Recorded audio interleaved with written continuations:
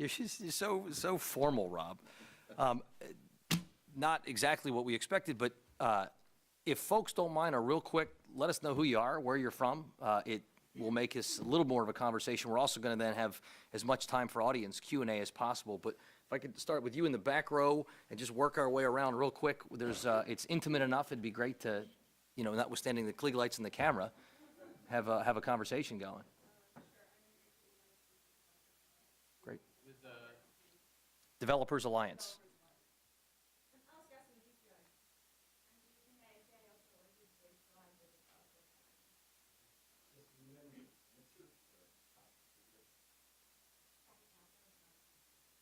Great. Awesome.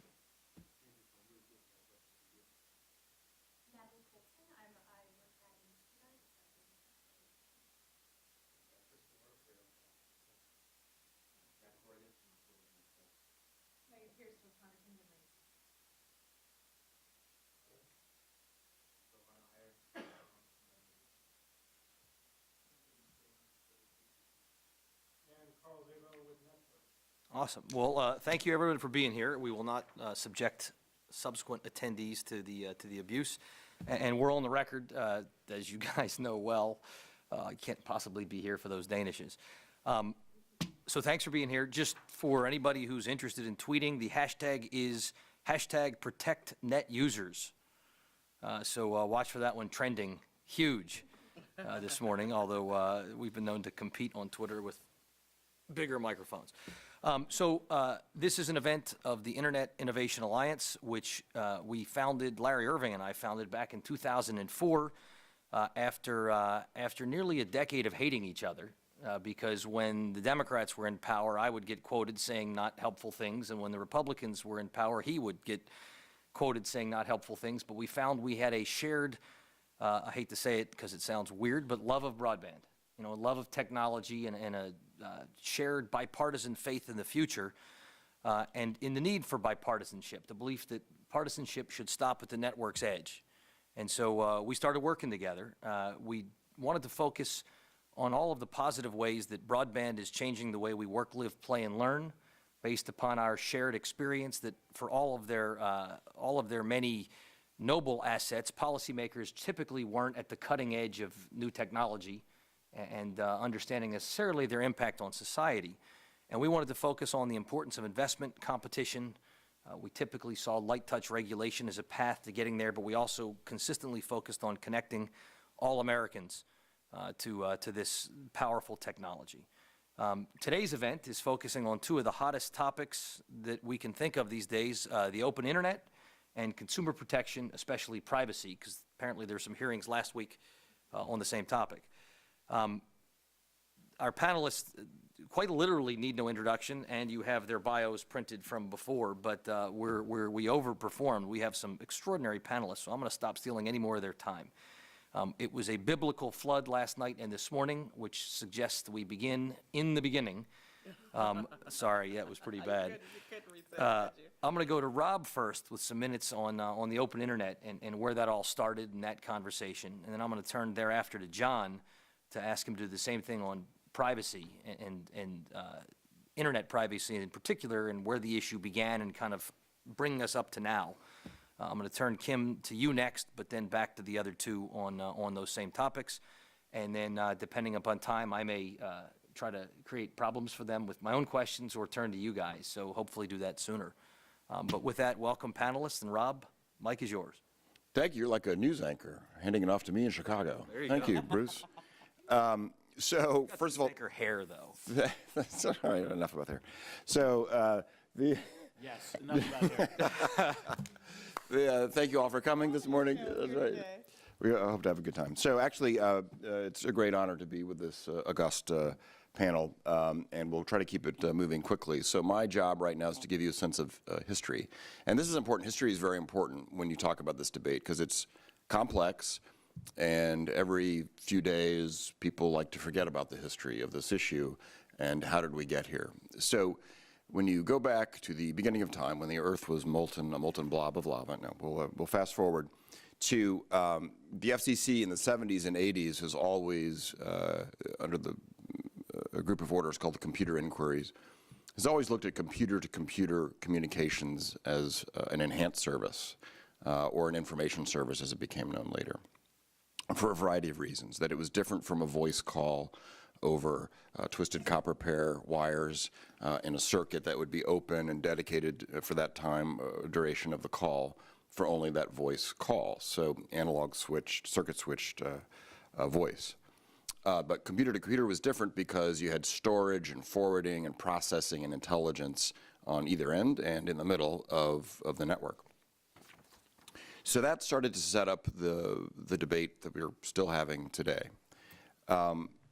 If you look at the 1996 Telecom Act, which was the last sort of large revision of these laws, Congress looked at that division and didn't change it. It did contemplate the internet as it existed in 1996, and I do think it's time for an update, by the way, but didn't change that division between computer-to-computer or internet communications and basic phone service.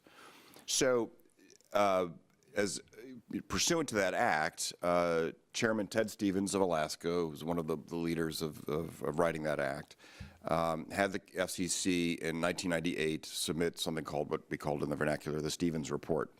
So to look at the difference between basic and enhanced services.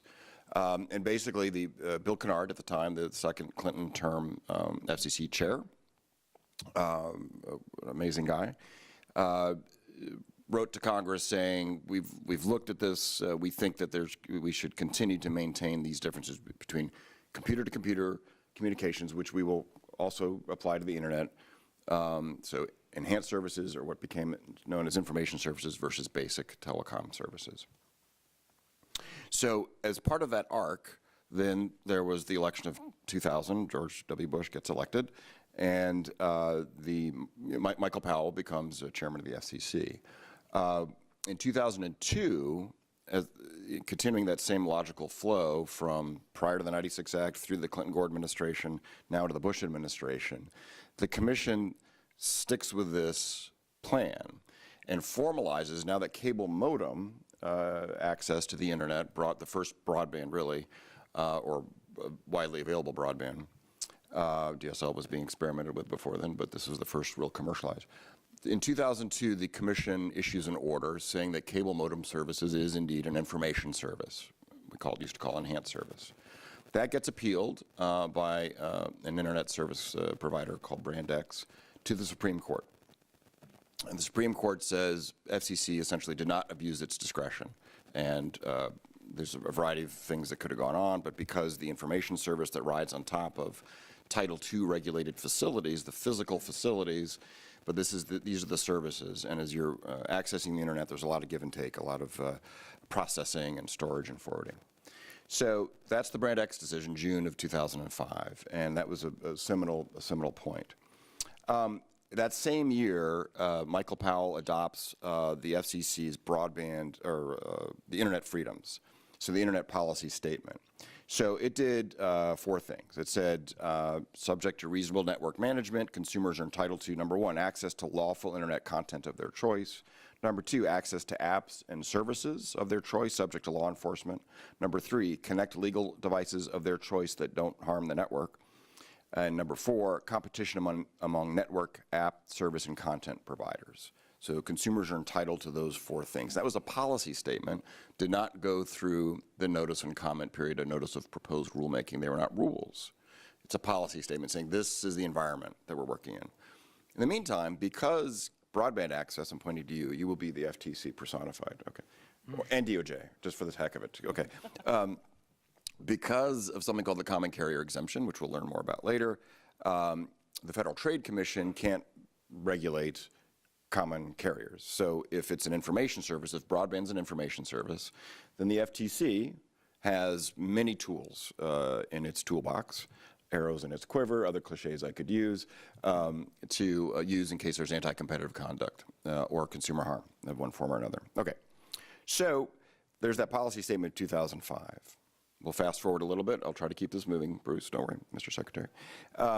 So in late 2007, there is a complaint filed by BitTorrent, which is a peer-to-peer service, against Comcast, saying it's violating the FCC's 2005 policy statement. That the FCC, on a 3-2 vote in late 2008, issues an order fining Comcast for violating the policy statement. I dissented. I was there for a number of reasons. A, it was unclear what the facts actually were because the factual investigation was never conducted, number one. Number two, because we didn't have rules. It never went through notice and comment. The court ultimately, the morning after Duke won the 2010 national championship, upheld that. The D.C. Circuit came out with this. It was a very happy morning for me. I was in Indianapolis driving back with my 10-year-old because we were there for the game. Anyway, it was a great day. One of the high points of my life, actually. In 2010, the court overturned, rather, what the FCC did, upheld my dissent, essentially, but on a different theory. A detail, yeah. So that was 2010. At the same time, we've had another election. Julius Genachowski is now chair of the FCC. He has already said in the fall of 2009 that he was going to implement net neutrality rules. And the big question then was, would it be under Title II, classifying broadband as a common carriage under Title II, or stick with some sort of Title I and looking at Section 706 and trying to figure out a different legal authority to fashion some rules. So December 21st, 2010, he comes out with an order that is not Title II, that is Title I, Section 706, and other things. That then gets overturned by the D.C. Circuit in 2014. I dissented again, by the way. That then gets overturned in 2014 by the D.C. Circuit.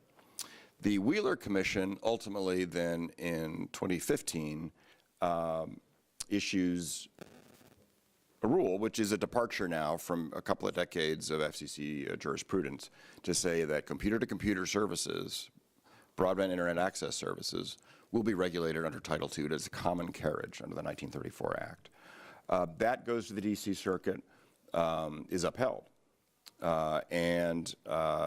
That fall of 2016, so that's the summer of 2016, I think it's June or July of 2016, that fall, the FCC also then comes out with its privacy order saying that broadband internet access providers have to operate under certain privacy rules, and they are actually different and more stringent than they are for the whole rest of the economy.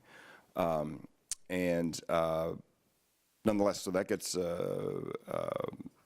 that's the state of the law till the surprise election of 2016, and then the FCC starts undoing things. The Congress undoes the privacy order under the CRA, and late last year, in December, we have the current FCC going back to classifying broadband as an information service. So here we are. Sorry. Excellent. Do I get CLE credit for this? Yeah, you should. No, I should, yeah, okay. And John, while we want you to give us the same regarding online privacy, maybe a minute or two at the outset on open internet, because I know the FTC has always had a role to play, as Rob sort of laid out as well. Yeah, so Bruce, I'm happy to do that. And Rob, every time I listen to you, I always learn something, so thank you. You learn how to sleep with your eyes open, is that it? No, although I'm a little upset at the Duke win over Wisconsin still in 2014. That was 15. That was 15, 2015. thank you. I didn't cite that one. I Which didn't. I took my kids to. I was there too. You were there. What? Thank you. We're judging. I'm a bad No review. judging. Judgment-free zone. So, you know, when I first got involved and became a supporter of net neutrality, when I first got to the FTC in 2004, as the Democratic commissioner, it was a very different dynamic, as Rob has sort of alluded to, than it is now. At that time, sort of each side predicted a kind of a dystopian future if the other side's policy prescriptions were followed, and there was a particular CEO who I remember was often made ISP CEO, who often made controversial statements just because he kind of liked to, Texan, and he said something like, "It's my pipes. I'll do with them what I want." And it sort of strikes me that the delta between, I mean, if you look at what net neutrality is supposed to be about, it's the freedom for unfettered access to all lawful content. It's transparency about broadband providers' practices. It's kind of guardrails to ensure broadband providers don't engage in unfair, deceptive, or anti-competitive practices that could harm consumer choice or competitors. It strikes me that the delta between each side has narrowed substantively, has narrowed enormously. The delta between the rhetoric is only beginning to narrow now. And so, and from my perspective, I'm a believer in ex-ante rules. I think it would be much better if Congress did those rules, and I actually see a pathway forward, particularly after last week's hearings and talking to a bunch of privacy advocates. And I'm a little more optimistic about it than I was before to do that, because if you have Congress pass the rules, and if they can write the right rules, then bring my mic closer. You got to turn it on. You got to start over. No, I'm so sorry. Do I have to start Start over? from the I won't start beginning. over. All right, Don't what's worry. your name again? Because I do think that you'll have more certainty for consumers and businesses, and you'll have less whipsawing on 3-2 votes at the FCC, which I think everyone would probably agree is a good idea. So it's also worth pointing out that the FTC has played a role in net neutrality in AOL Time Warner. In 2000, the FTC approved the merger, but only with anti-discrimination provisions that ensured that the merged company, which was then seen to be a behemoth, wouldn't discriminate against other ISPs or content. When I was at the FTC, we wrote multiple reports on broadband competition issues, including one calling for cities to be able to experiment with municipal Wi-Fi. And in 2015, right before the imposition of Title II, the FTC brought 2 bandwidth throttling cases, one against a company called TracFone, and they extracted $40 million in consumer redress or disgorgement of profits, and one against AT&T for alleged bandwidth throttling. AT&T challenged that case under the theory that the FTC had no jurisdiction over broadband because they owned a common carrier service, telephony, and in a unanimous 11-0 decision, an en banc panel of the Ninth Circuit just put that issue, I think, to bed forever, consistent with other circuits. And so it's worth pointing out, I think, that even if you want ex-ante rules, the FTC and the Department of Justice, it has sort of a foreclosure case that's being tried right now in the AT&T Time Warner, AT&T's proposed acquisition of Time Warner. It's worth pointing out that the antitrust agencies and the FTC, which is the Antitrust and Consumer Protection Agency, has the ability to take some actions to protect consumers. Again, I don't think the sky's falling. And if you take a look at the net neutrality timeline, which some of you guys have, or it was outside, you can just sort of see that the approach of Democrats and Republicans from 1996, which is a good time to think about the beginning of the internet, because it was the year of the 96 Telecom Act, through 2018, has mostly been enforcement-based and light touch regulation, and has worked out reasonably well for consumers, competition, innovation, and growth. Turning to privacy. There's an area where we focused on enormously at the FTC. Over the decades, the FTC has brought more than 500 privacy and data security cases, including against some of the largest companies on the internet, Google, Facebook, Google again, Twitter, Dish Network, Comcast for do not call violations. And it also wrote a report, which I forgot to bring this morning, but I had planned to, in 2012 on privacy, calling for more consumer control, more transparency, more privacy by design, opt-in for sensitive data, and an opt-out for other types of data.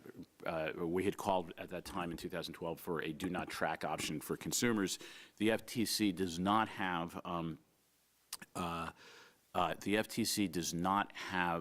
robust rulemaking authority. Instead, it's under something called the Magnuson-Moss Act, which is kind of a medieval form of rulemaking that actually prohibits rulemaking from taking place. I think the FTC hasn't started a new Mag-Moss rule since 1979. But it's worth pointing out that that I think everybody, sort of people on both sides of the aisle is a better way to put it, recognize that the FTC has traditionally been the cop on the beat, protecting consumer privacy. And if you take a look at legislation sort of to empower the FTC to take its report from 2012 and turn it into and turn its best practices into legislation, there's a bill by Senator Blumenthal, who's a former AG, someone who the FTC worked with a lot and still does, to do that and to give the FTC discretionary rulemaking, to do rules across the board for privacy, so for that would apply to ISPs, edge providers, and anyone else that collects data online. And Marsha Blackburn has a rule that does sort of would accomplish the same goal, has a bill that would accomplish the same goal. It wouldn't give the FTC rulemaking, but instead it takes the FTC's privacy report and turns that essentially into legislation. And so I think there's a recognition by most people that privacy is critically important in an era of big data. I mean, you can't spend 20 minutes watching the hearings last week involving Facebook and not sort of recognize that.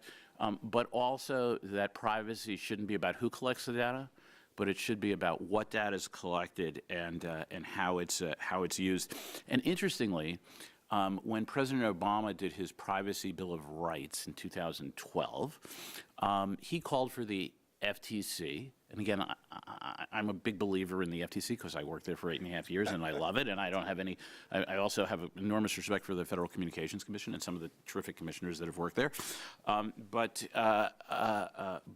he called for the FTC to have sole jurisdiction over broadband privacy, and also to give the FTC, civil penalty authority, something that, along with easier rulemaking, we tried to get in the 2010 Dodd-Frank legislation. It passed the House. It was killed by, oddly enough, Chris Dodd. But you know, life goes on, and the FTC has done enormously good work. Let me just make a couple more points, and I'll turn it over to Kim. I was last week. Was the antitrust section, ABA's antitrust section spring meeting, and I was on a panel that talked about net neutrality, and there were two other panels that really focused on net neutrality. And one of the most interesting observations that I sort of took away was from Gigi Sohn, who has been probably a leader.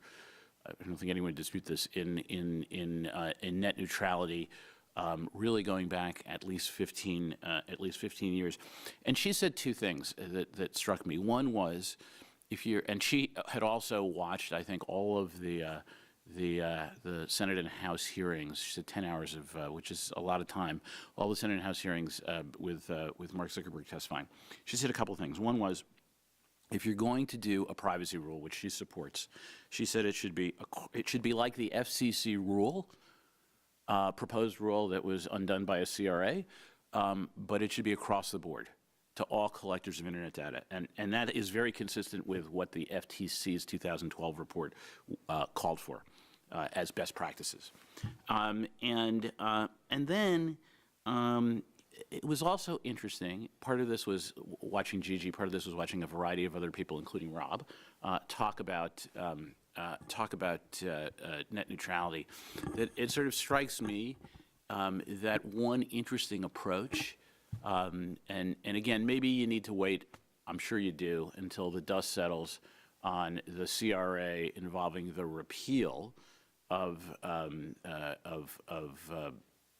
to undo the repeal of net neutrality, the midterms, and perhaps the DC Circuit decision on whether the FCC could appropriately repeal net neutrality.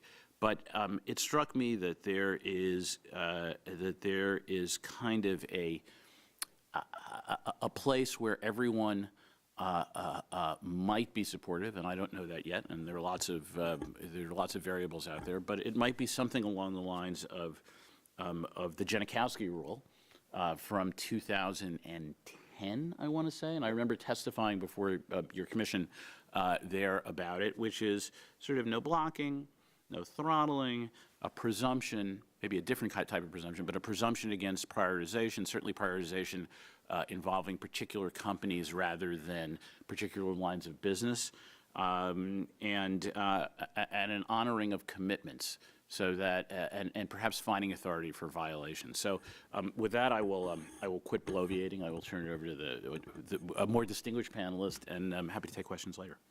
Great. Kim, we're going to turn to you if we can. You just had an op-ed published in Bloomberg Law taking a look at the privacy question, and of course we have heard on the FTC, but a whole lot of states have privacy laws. Many have data breach notification laws. There's not a federal law. The Zuckerberg Facebook hearing left as many questions as it answered. The EU is not slowing down. They're moving pretty darn fast. So it would be great to get your sense on where we are and where the landscape is likely going. So last year, something happened that totally changed really how I saw all of this. I went to Brussels to something called the RightsCon, and it's really this huge international conference, and one of the big issues was privacy. And, you know, we think we know what our privacy rights are on the internet, but it's almost like we are living in a utopian bubble where we think something's happening, but it's not. Like, I have this friend, and she's a lawyer, I love this, and she always goes, I have my settings on Facebook on private, and, you know, I'm sharing with only this special group of people, and no one else can see. And when this happened, I sent her a note. See, no, everyone saw, they took it, they used it, da-da. So, and the reason I knew that is because in Brussels, they had all these panels with people from all over the world talking about how applications like Facebook aren't just taking what you put out there and, you know, using it because you've got that user agreement that no one really ever reads. They're studying everything about you. So, like, for instance, if you have a photo, a perfect example, you take a photo of the four of us. They're not just saying, okay, you know, he's in the photo, they're looking at, are we happy together in the photo? Are we smiling? I mean, they are studying even our body language in the photo, and they're using that data in their algorithms to share information that they use to sell ads. I mean, that's essential. I mean, that's really what their service is for. They sell ads, and that's how they provide the service. So it's not really their job to worry about whether they're protecting your information and data. Their job is to gather as much data as they can. And so when Zuckerberg came to speak, I mean, I think he was honest. He said, look, we built an app that's based on sharing, people being able to have their family's information, being able to share all this data in one place so they can find each other. He believed that this would only be used for good. But we live in a world where not everybody wants to use your information in a way that's ultimately good for you. The whole open internet thing had people so polarized that they were just focused on, well, we're going to regulate it, you know, the Wheeler administration, we're just going to regulate the big companies because they own the pipe. But it's like you were saying that these other companies were very, very new and special, so we don't need to do them. They're building up. But these are the largest companies in the world, and they have more data about people than people know. They know who you are. They already know everything about you. And if they don't have any restraints on your protection, things like this are going to happen. The truth is, the harvesting of the data on Facebook, I mean, this is like, it would be like you've learned about something that's been happening, but now you just know about it. Right? It was already happening, but now you know. And see, now that we know, it's like my mom used to say, when you know, you can do better. And, you know, I know he posited this notion that they could self-regulate, But if they could self-regulate, they would have noticed the problem earlier and taken action. And the one thing that's a glaring gap when we talk about the harvesting of the data from Facebook is nobody talks about the when they knew and when they told people. And there's a huge gap. And so that's why Europe has the GDPR, because if we had a rule like that and somebody harvested the data off of Facebook, guess what? They would have to tell you. They would have to tell you that they took your data and the data of all your friends. But that, we don't have a rule like that. So when they harvested your data, Facebook got together and said, oh, gee, they've harvested this data. What are we going to do? Well, let's think about it. Let's cogitate on it. Let's see what we can do. And time is passing, time is passing. Your data's been harvested. It's not coming back. They may have destroyed it, but I mean, I'm a lawyer. If you tell me you destroyed it and you didn't, and then you tell me you destroyed it, do I believe you? I don't. And maybe I'm just paranoid or whatever, but it seems to me that the difference between what they said when they should have said it and what they said later because they didn't do what they said they did is nothing. So I think we need some rules, and I think they're bright line rules. I do think there's a lot more agreement on this than people think. I don't think this is a world PC sort of a thing where people, are so polarized. People want to know that the way they operate on the internet is the same, whether they're on, using a big ISP or whether they're on an edge provider or an app. I mean, it's too hard. Imagine if you had to keep up with each set of rules and terms and conditions for each place that you went on the internet. Who has time for that? Let me tell you something. This is my favorite conversation with people. How many people in this room read the terms and conditions for, pick the one you want, Google, Facebook, Instagram, Twitter? How many people read the whole thing? Okay? If we had a bigger room and more people, it would be clearer that this too is even smaller than it looks like, right? Because we're in a specialized room. They came because this is an issue that they care about, and I'm not surprised that there's 2 people in the room, but I would be shocked if you all had raised your hand. And then I would be like, okay, now I'm, lost control of this. But I'm telling you, if you had a bigger room, and I'm tell you something, if you had real people, that's what I call it. See, people who study this all day long, who can follow from, Janikowski to Powell to, all these different heads of the FCC, they're not regular people. And most of you are not regular people because you're thinking about these issues, you're legislating about these issues, you're working on these issues day and night. So these 2 guys read it because it's important to what they do and understanding what they do. But most people are like, I don't have time for that. I want to use this app. I want to connect with blah, blah, blah, blah, blah. I want to do this. Bam. They just hit that button. And they don't know. They don't know what they gave up. They don't even know. The truth is, I think most people don't even know that Facebook has some controls where they could actually try to limit the access to their privacy. And we can pretend like that's not true, but it's true. And I think the European Union basically said, we got to step in because this notion that people are agreeing to these really, I'm over 40. I don't tell my age, but I am over 40. I can't read that little writing. I mean, unless I can find a way to just blow everything up, in which case it'll be even longer than it is. People are not reading it. And I think it doesn't mean we have to, regulate every single second of your internet use, but I think some bright line rules, some transparency, some effort to keep your personal identification information personal is something that could really make a difference in this space. Because if we let the testimony that Zuckerberg gave, and I really thought, you could tell by the way his eyes dilated, I really think he was trying to be honest. I don't think he was, when people started asking him questions and they would say, well, what about the fact that these people's data was harvested and, what's going to happen? And you could see his eyes kind of dilate a little because, he really did not believe that it would come to this. But it's clear that they were harvested, they were hacked, they were all the things that people don't think about. And if we had some bright line rules, I think that it would make the playing field even for people, and it would also protect privacy. Because I'm telling you something, we are getting to the point where we are being tracked, we are being watched, and there are people who are using that data for bad outcomes for us as a society. And if we don't do anything and we see it happening and we let it happen and we say, oh, they're so good, these companies, they're so utopian, they'll fix it. But they can't fix it by themselves. It's not even for them to fix by themselves. It's not the job of what their companies do.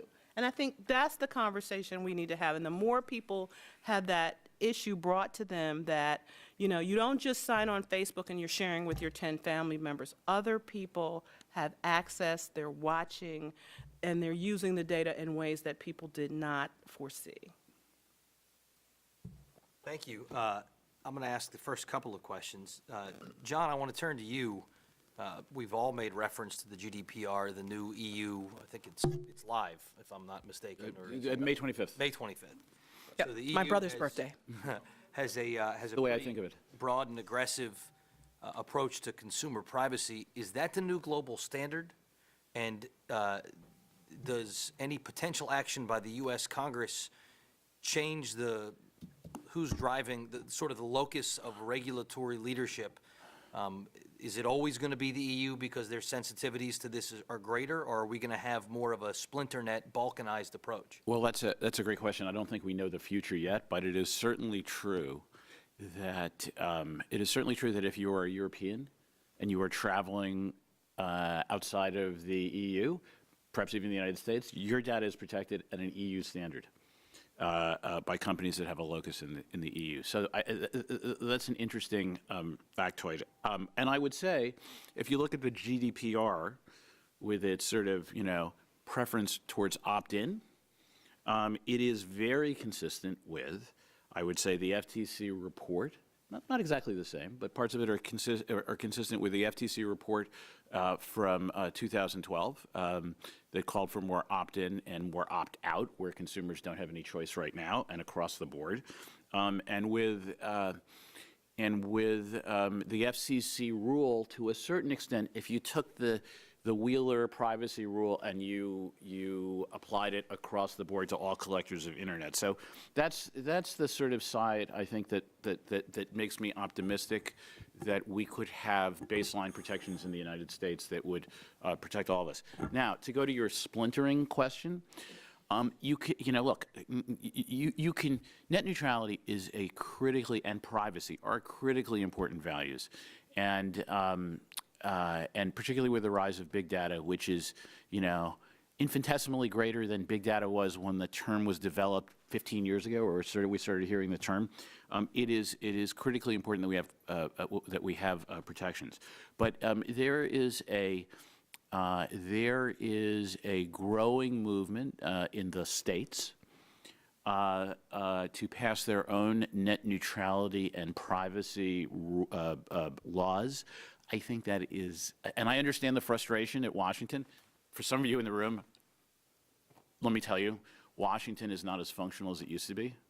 Okay, if you're not going to laugh at my news, that was Breaking not fake news. That was not Breaking news at all, news. actually. And if you're not going to laugh at my jokes, I'm just done speaking. But it's just bad policy. You don't want a crazy quilt patchwork of 48. State privacy laws when it deals with yes, but 48, that's true. That's true. I consider Alaska and Hawaii to be states as well, but we have 48 state data breach rules, which is, and they're on top of each other and chafing at each other and inconsistent. And so you don't want to see that with privacy. With net neutrality, there's a dormant Commerce Clause problem, there's clear preemption. It's, we understand the frustration of state lawmakers and their passion to try to do something for citizens or for their residents, but you can't do that. You certainly can't do state net neutrality rules. And so it's a great question, Bruce, because, but I think the answer is uncertain. I'd like to see, and I think many of us in this room, no matter what your party affiliation, would like to see baseline privacy rules that protect all consumers. But the first time I ever testified on behalf of the FTC was in 2005 or 6 before the Energy and Commerce Committee on data breach rules, and the FTC unanimously called for a strong federal data breach rule because there were 8 different states with data breach rules, and we could just see the future. And now the FTC is still calling for federal data breach legislation that would be strong and protective and preemptive as well, or at least would set a baseline. And so it's an open question. I'd like to believe, having worked on the Hill for 12 years earlier in my career, that this is a group that this group of lawmakers is actually capable of moving forward with smart privacy legislation. And you know, the fact that you have people from different parts of the political spectrum that are calling for it, I think, is a good sign. And privacy has been less partisan than, you know, pretty much pick your issue in Congress. So I'm optimistic, but I just don't think we know the answer yet. And can I just put a fine point, because he made the point, and I really want to emphasize it. So if I'm from Europe, I have baseline, as of May 25th, I have baseline privacy protections even when I come to the U.S. So my data will be treated as private by the same people that I have access to in the United States when I'm in the United States when I'm from Europe. But if we have a patchwork of people, you know, New York having this rule and Montana having this rule, if we have a patchwork of that, when you leave Montana, it's over. You don't have it anymore. That doesn't even make sense when you say it to yourself out loud. And you don't have any of the privacy protections really that people from another country have with the same applications that you're using here. And by the way, that we're using more than the people in Europe. And I think that's the point that's being sort of lost on people here, that when we create this patchwork, and I've written extensively about this too, you know, I know they want to do something. I went to one of these hearings, and you know, it's like you got the people in the audience going, you know, protect us from, you know, bad internet actors. And so they're like, we must do something. And then they're having these hearings, but they're not really able to address what the real issue is. It's that it's not transparent, that people do not know what is being done with their data. And if we protect it I went to the hearing for DC, if we just protect it for DC, I mean, you're out in and out of DC all day long. So you're protected for what, 20 minutes a day, and then you're not protected for the other rest of the day? And of course, you could be sitting in a DC a city council meeting and reading, you know, and looking at the Washington Post, and those packets of information, you know, they might leave the country, but they certainly leave the District of Columbia to get from, you know, one place to another. And can I just add one more thing before I turn it over to Rob, who I know wants to speak, which is, it is worth pointing out that the closest thing you have to a privacy rule is the FTC's prohibition on unfair or deceptive acts or practices. And that's important, and the FTC has brought a lot of important cases and put a lot of companies under order and made them behave better. But it is an ex post rule, right? It's if you do something bad, we will come after you. Whereas the GDPR, as most of you know in the audience, is a sort of baseline standard of regulations. And we should note that the FTC Ex ante, yeah. did actually open an investigation on Facebook and the Cambridge Analytica episode. So what folks have just touched on too is sort of I'll call it the strongest or most stringent common denominator. So folks need to keep in mind that whether it's GDPR or maybe a state law, if a company has a physical presence in that country or Europe or that state, let's say Montana, actually could try to enforce its law, regardless of where the consumer is. So the consumer could be in Antarctica, but if they're using an edge provider that has a physical presence, let's say a data farm or something like that in a data center in Montana or in Europe, then those governments can go after them. So then that becomes a matter of, back to your question, Bruce, the splinter net, which is, and Chairman Lewitt's used patchwork quilt, which is good because I used to use the term balkanization until I started doing more international work at the FCC, and then a guy from the Balkans said he didn't like that. So he's like, could you please, and we like the Balkans. So yeah, so just patchwork quilt, or, you know, different standards based on political boundaries, and the internet being a borderless network of networks, and if you look at how it's designed, there aren't any borders, with a few exceptions like North Korea and things like that, where there is no internet. So what does this do? How do you conduct business on the net. So if part of, and maybe we'll drill down more on this, if we're going to go, if the world is going towards more of a GDPR standard, if there is the political energy in this country for that, based on recent revelations, can there be a bipartisan consensus in Congress? Can Congress actually pass a bill of any kind? Can Congress pass a bill of any kind if one house flips parties this election, or more, two houses flip parties? So what will actually happen? And is there going to be one uniform standard, or will we start having localized data, data localization? And then what does that do? That starts to slow down innovation and investment. It becomes kind of chaotic. Yeah. So, Rob, I've got an open internet question I want to follow with you on, but to your point, while we're on this, Kim, actually I'm going to turn to you next. One of the points that Mark Zuckerberg made is that Facebook's free and it's voluntary. And so do you envision in a future world Facebook not being free? Because the theory is it's advertising based, of course, so then it'll ask, if you want to participate, you can. If you don't have to. And if you do, you don't get charged. Kind of the way over-the-air television used to be. Cable's obviously a little bit different. Do you envision a future where the level of privacy protection is meaningfully ratcheted up and consumers start paying for the use of the service? I think they created a model that works for them. I don't think they're going to charge for it, but I think it's disingenuous to say, this whole, you read these arguments where they're like, oh, I'll just jump off Facebook and, that's it. When I talk to you about the four of us in this picture, if I'm not on Facebook, but I'm in the picture, I'm on Facebook. And they have the same information about me. I hate having to tell the story, but I joined Facebook and I went on, but because it doesn't have a lock on the side, I did not include my correct birth year. My godmother would approve. I did not make myself 21 as much as I would have wanted to do that. I made myself age appropriate, but I did not use my actual year of birth by just a few years. Week later, they kicked me off and said I had to provide my government ID. Because they know that I'm not Kim Keenan already. They don't need me to tell them. They know. And since I didn't validate what they know, they kicked me off and said I had to give them my driver's license. Now, in no world will I give up my driver's license to people on the internet who can't even be called. So I'm kind of like not on, but yet I am. But yet I am, because they knew. I mean, that's the only thing it could be. I don't do anything interesting. I study this all the time, but I don't think it's because of anything related to that. It's because I didn't, and remember, what did they want from me? My driver's license. They want to verify my ID. I even used a real picture. I didn't even use that old picture I always use.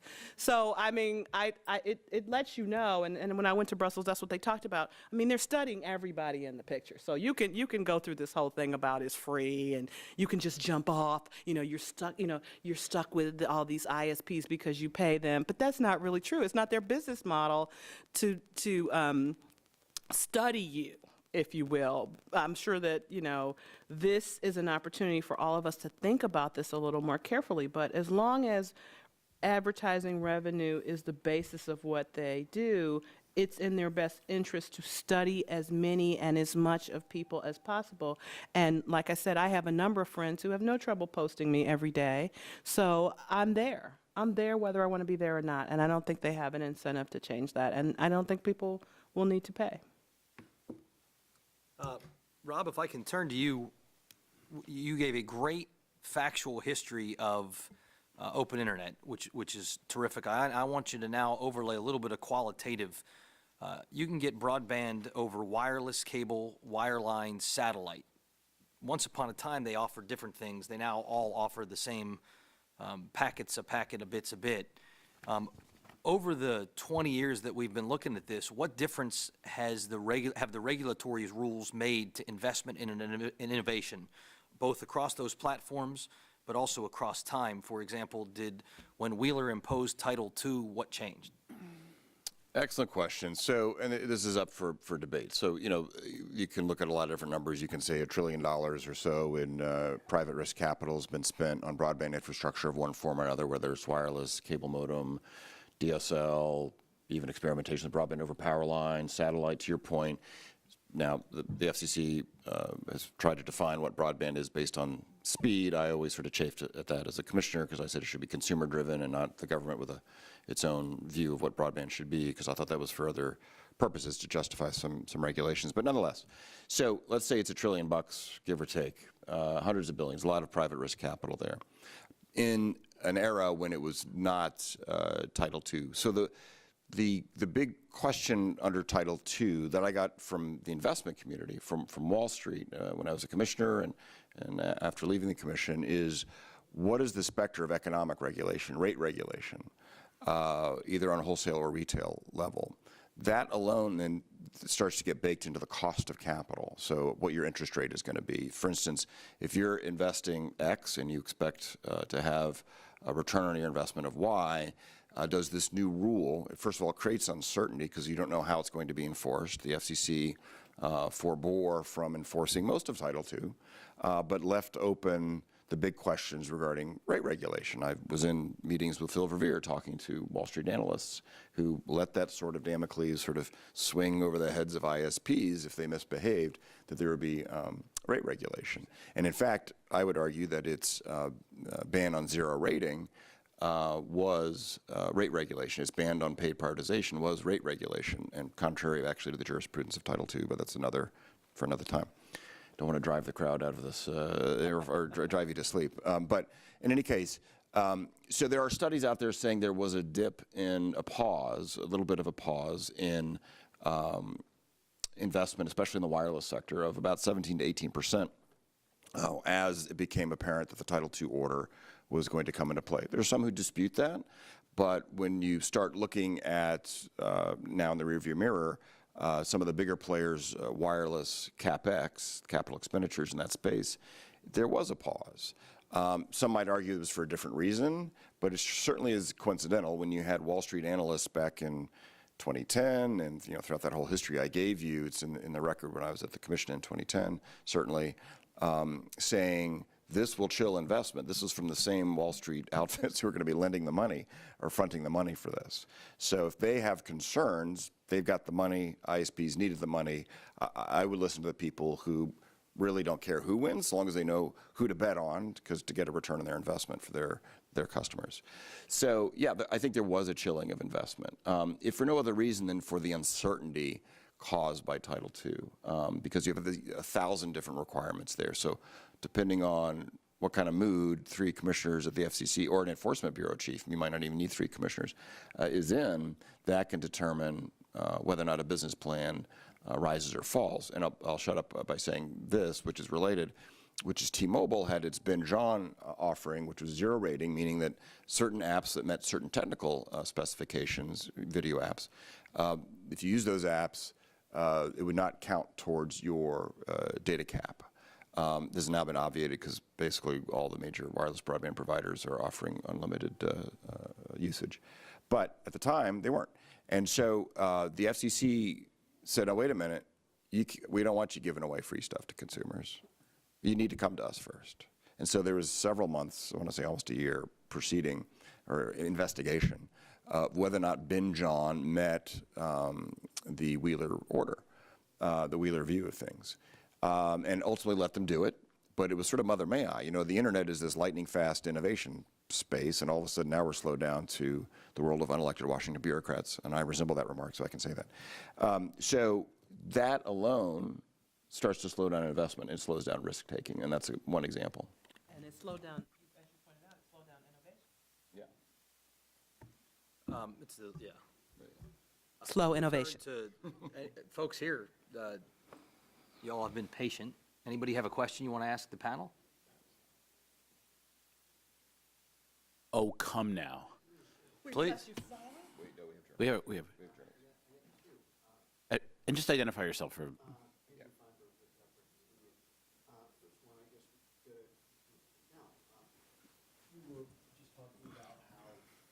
Regulation creates uncertainty, and banks that lend money are saying, oh, there should be less investment. I mean, that's an argument that gets put out any time any regulation is considered ever. And obviously regulation costs money because is you have to comply with the regulations. And, you know, the zero rating thing with T-Mobile's, you know, binge on Brent, you know, that was obviously something that had to be dealt with. But there's, I mean, how do you, at what point do you draw the line and say any regulation is going to cause, you know, compliance costs, so we shouldn't have any, because taking that argument to its, you know, logical extreme, you shouldn't have anything that would ever cost anyone money. So, I mean, where do you draw the line? Yeah, excellent question. I mean, it's a fair question. So, first of all, but I don't think you quite meant to say that binge on had to be dealt with. I don't think it did, because the consumers were very happy with it. Consumers loved it. But anyway, there was no consumer harm, no evidence of consumer harm. But Whether or not it fit under the real rule, whether or not it was an acceptable practice. right. So, you know, if you look at the course of history of any regulation, any industry over the decades, over the centuries, there's always a pause, and you're absolutely right. This is an argument you should never have regulation. Of course not. But there's always a pause in investment because you're creating questions. You don't know how a rule is going to turn out, what's it going to say, and then how's it going to be enforced. So people then hire people like me or John to, you know, analyze the rule for them before they take a step out into that minefield potentially. It's not a per se argument to say you can't have the rule. And that was never, when I was a commissioner, never the primary reason that I gave for opposing any of these rules. My primary reason was there's nothing broken that needs fixing. And if there is something broken, what you're really talking about is anti-competitive conduct or harm to consumers, you know, both wrapped up in the same thing, which well attended to by the FTC and DOJ. And there were already laws on the books that prevented all these problems. And let me just hammer the point home and beat the dead horse a little bit further, which is to say you had this incredible explosion of entrepreneurial brilliance from the time the internet was privatized in the mid-1990s until February 26, 2015, which was the Title II order. And so it wasn't as if the internet was born on February 26, 2015. That's when actually a lot of uncertainty was created. So why did you have that incredible, beautiful explosion of entrepreneurial brilliance? It was because of the regulatory and market structure you had in place at the time. And that is what worked so well, and that's why I thought, let's just keep that going, because that worked. But go ahead, I can tell you. So let me just following up on your point, which I think your points, which are excellent. I would say the way that an enforcement agency like the FTC would look at zero rating is their antitrust foreclosure, right? So when you have the maverick, I'm not entirely familiar with the circumstances of this, but when you have the maverick number 4 player that's offering it, it's innovative, right? And but if you had the dominant company, for example, offering zero rating and then putting a really low cap on content for its rivals, right, or for its content rivals, then you might have antitrust foreclosure, and that might be a very good or a strong conduct case. And that goes back to the FTC's 2000 order under then Chairman Bob Potofsky in AOL Time Warner. That was the kind of the bad scenario of zero rating, and I don't know if it could ever exist, but if it could, was one of the things they were trying to stop with that order that prohibited discrimination. And the innovative part, which is why the FTC, although it does occasional rulemakings, is more of an enforcement and policy agency and kind of prefers the enforcement approach often, is the innovation is what you want to try to keep. Let me follow up to both of you. At the beginning of this, you said that it's time to revisit and revise the 96 Telecom Act. And obviously there's I guess for lack of a better word, a gap between, I guess, what some people will consider the ideal of open internet regulations and the jurisdictions of the FCC and the FTC. So let's brainstorm a bit, I guess. If you were revising the Telecommunications Act, what would you do to fill in that sort of gray area? Well, why I think there needs to be a revision is because I think there needs to be one standard of conduct for all players in the marketplace, and here's why. The marketplace, consumers actually have asked for convergence. So you have companies that were considered to be edge providers, having thousands of miles of fiber and servers and routers all over the country, all over the world, conveying zeros and ones. And you also have companies that used to be considered only ISPs or network providers, now also providing content and apps, right? So, from a pure engineering perspective or from a consumer perspective, they're starting to look an awful lot like the same. We're now also at a point, and I'm not speaking on behalf of anybody with this comment, so that'll get me in a lot of trouble with everybody, which is good. That's always fun. We're at a point in time where maybe the edge, we'll just still put them in that bucket, and the ISPs have something to lose. Surprise elections do happen. You can have these regulatory ping pong matches where the pendulum swinging back and forth. There's Title II, there's not Title II, there's Title II, there's not Title II. That could go on for the rest of my career, and I certainly hope it doesn't. So I do think this is now the time, because you've got privacy issues that we've talked about here, which is the purpose of the panel, and open internet issues. You want to be able to give consumers some comfort of, if X or Y goes wrong, how are consumers protected, right? And at the same time, how do you build a framework, a legal and regulatory framework, for a true win-win-win situation where everyone can profit? Consumers, of course, most of all, but edge providers and network operators at the same time. So what can we do to maximize investment, innovation, experimentation in a positive way? So that's why I think this is now the time. I'm not naive. It's going to be very difficult this year, even in the next Congress, to do something. It took the Telecom Act of 96, I think, about 12 years before they finally got to it after the breakup of AT&T. But because both sides now have something bigger to lose, that's when you start to see synergies happen, and when people can come to the table. And to Kim's point and Jonathan's point, these don't have to be partisan issues. The 1996 Act was overwhelmingly bipartisan. You had the Newt Gingrich-led Congress and the Clinton-Gore administration all agreeing on this, and I think only John McCain voting against it. So I think there's great hope. Go ahead. Do you have another follow-up? I can tell. Yeah, I guess just one other thing, and this I guess goes to anyone here.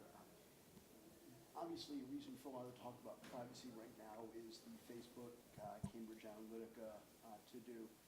And I guess I would just ask another brainstorming question. Do you think there needs to be more of a role for the Federal Election Commission when it comes to privacy? I know that's not in its current role, but if these large edge providers, these big data-based companies are going to play a role in the elections, is there a role for the FEC? Well, I think they're having so much trouble doing it with the agencies that focus on it, that I see why you're saying that, because, I mean, really, at the crux of what Zuckerberg was talking about essentially was the impact on the elections. But I think that it would be better if Congress would just make a rule, because the rule would impact the election. In other words, if the privacy was protected and they had level playing field rules, then we could have some assurance that other people aren't manipulating our homes. It's so funny. All week when people have been asking me, like, why is this important? How does this affect elections? What they don't realize is that people target you based on all the information and data that has been gathered about you. So I could be for, squeezing the necks, I don't want to say anything bad, squeezing the necks of pets. But if I have enough data on you to know that you love furry animals. Horrible example. Oh I my God. know. See what I'm saying? See, I could be, in other words, I could be a really bad person, but because I know from all the data that's been gathered about you that really you didn't give permission for me to know, I could manipulate who you would vote for, because you'd be like, I'm going to vote for her. She says she loves furry creatures, although if they really did an investigation, they discover that I'm a cruel person to animals, and which is the reason not to vote for me. But do you see what I'm saying? In other words, people aren't even clear about why this is important, because it's not that people went online, the people who harvested the data, it's not that they went online and basically said, vote for X. What they did was manipulated what you're interested in and what you like in a way that made you vote in a way that you might not have voted if you hadn't been targeted in that way. Do you think obviously there are free speech issues in this. Do you think it's maybe a good idea to maybe talk about prohibiting certain types of targeting when it comes to political ads? I mean, is there a conversation? Well, about that strikes whether me there's as something more in the wheelhouse of the FEC than privacy. And I don't think I would make the FEC an agency that struggles to police the political market a privacy regulator. There is legislation by Amy Klobuchar and others to what? The Honest Ads Act. The Honest Ads Act that would probably be beneficial in this space, and it has a reasonable chance of being passed. And I think even Mark Zuckerberg endorsed it at his hearing.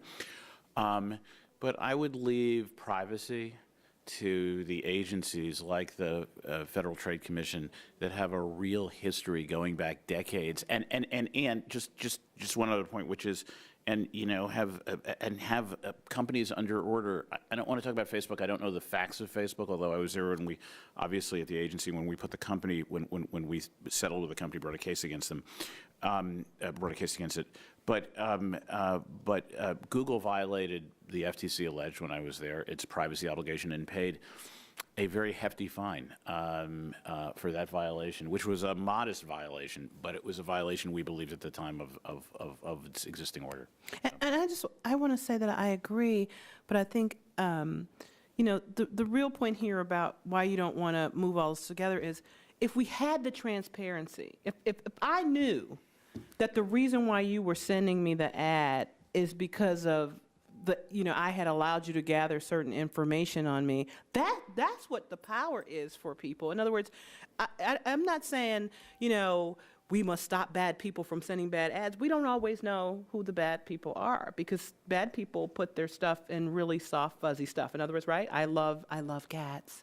And so, I could be really bad saying that and not really mean it. So I don't know that we can put people in the business of policing that, but I do know that we can create rules that make it transparent so that you at least know where it came from. I think if people had known where some of those ads came from, and had the ability to stop some of them and to really privatize, keep private some of their information as opposed to privatize, I think that would have made a difference for people. Because I think people care if they know now that they could be targeted in a way that takes advantage of them. I think most people, if they have the ability to have that. Let me elaborate here.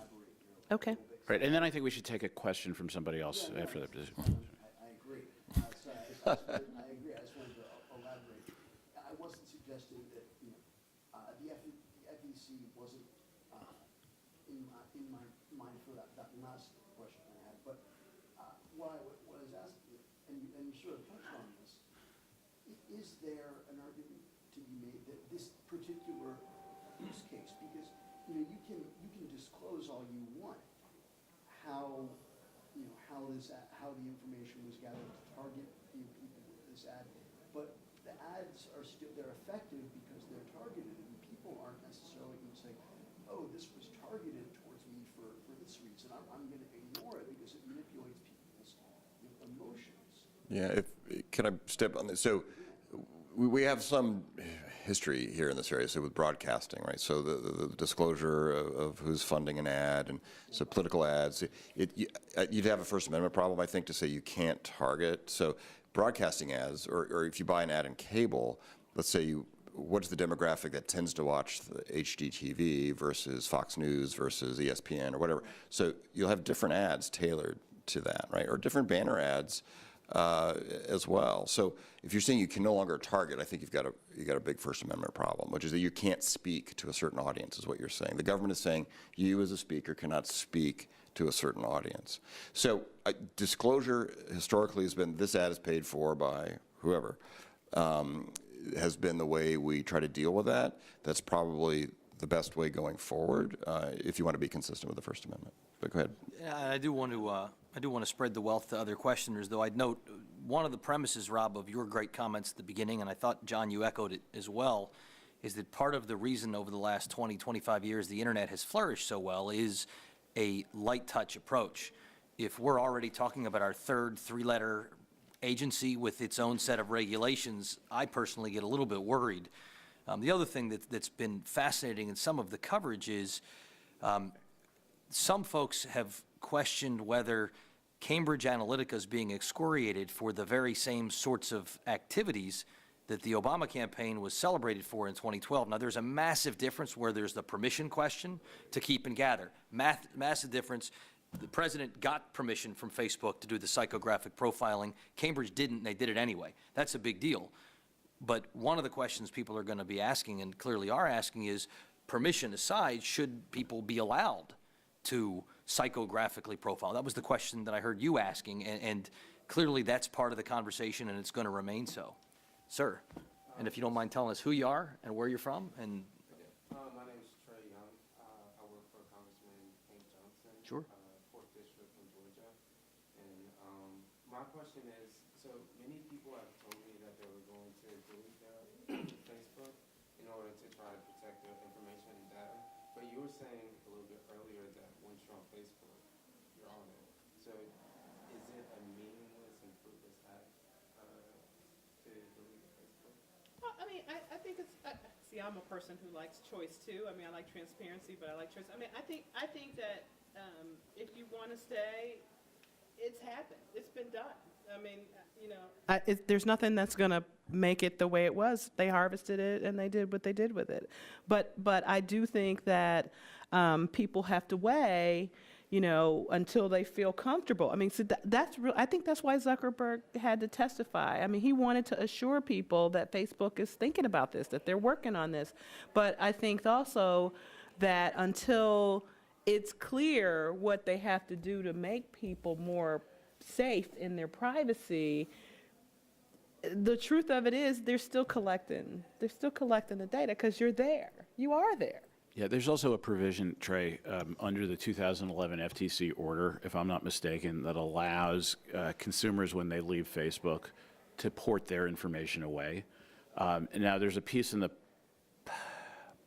Post or the Wall Street Journal this morning that sort of suggests that sort of anonymized or aggregated information perhaps isn't ported.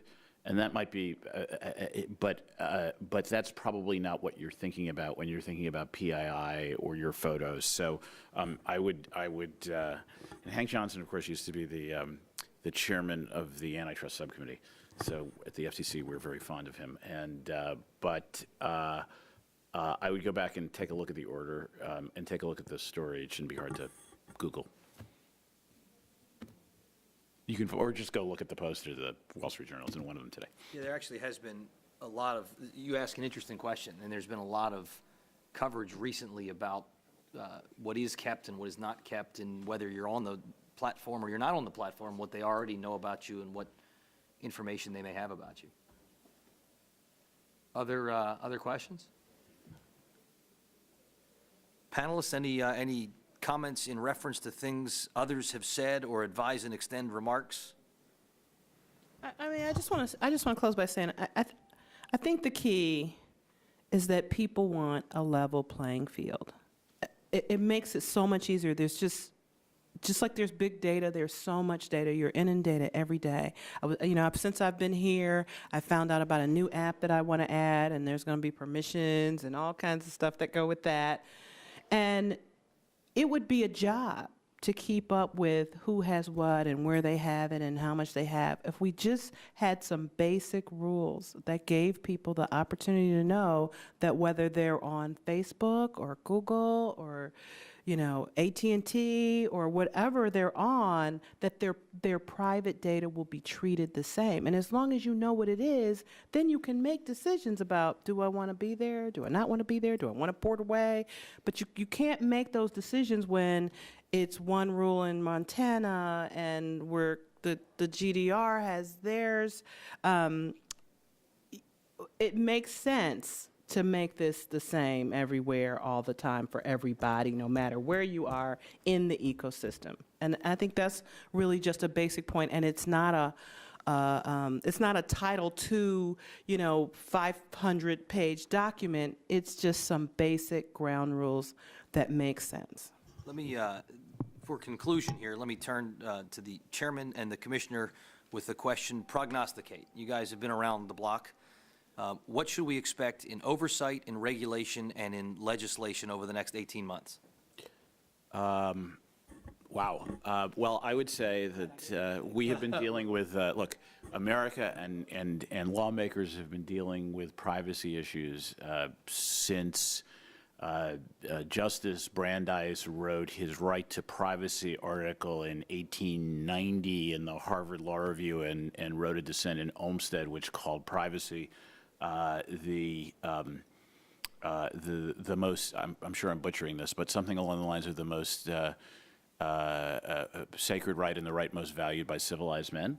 Right to be left alone. The right to be left alone. The right most valued by civilized men. Thank you. Thank you. University of Virginia Law School graduate? Yes, indeed. Thank you. Me too. That's all I remember. Fine. I went to NYU, but anyway, neither here nor there. I think you're going to see, look, you're going to see more oversight. You're going to see more legislative interest, but particularly for the staffers here, it just strikes me, and Rob has said this, and I think we've all said this, that if there's, one piece of legislation you can get your bosses, or one critical issue that may be embodied in legislation that you can get your bosses to think about, it might be privacy protections, because we are, if there's ever a moment, and by a moment I mean like the next year, not just the next week, to do something about privacy that would protect all Americans and ensure innovation for all Americans, which benefits consumers going forward. It's probably now and in the near future, and it's not partisan. Shouldn't be partisan. So yeah, I kind of got out of the prognostication business after the 2016 election cycle, so where I was kind of wrong every step of the way. But anyway, so I think something that will happen. I just don't know when. My hope, however, is to reiterate some of the points that have already been made, that it's one standard, that it's not a matter, as the chairman said so eloquently, of who has your data. It's what do they do with your data? What kind of data is it? So and that's consumer driven. But I think we need to make sure that we're not playing small p political favorites. That they're the politically favored companies and the politically disfavored companies. That doesn't serve consumers well. It's confusing. It's confusing for everybody, but especially consumers. That it's more consumer-centric. So how do we empower consumers and have one uniform set of rules? But I do think that actually this privacy debate will drive a larger, more comprehensive discussion regarding regulation in the internet ecosphere more broadly. And that's going to take some time. And by the way, the Cambridge Analytica mishap won't be the last. I mean, it's almost every day Equifax, something. There's always something, right? So who knows? I haven't checked my email since we've been here, so there could have been something else that fell in. So stay tuned. There'll be a lot more. And just think, when Equifax loses your data or has it harvested or hacked or breached, I mean, that's the Facebook thing pales in comparison to that. So on that cheerful note, thank you for attending. Some folks may stick around for a couple minutes if you have any one-on-one follow-ups. But panel, thank you. Really appreciate it on this rainy, fun Monday morning. You're making the time. And thank you. Bruce, good job. Thank you for having us.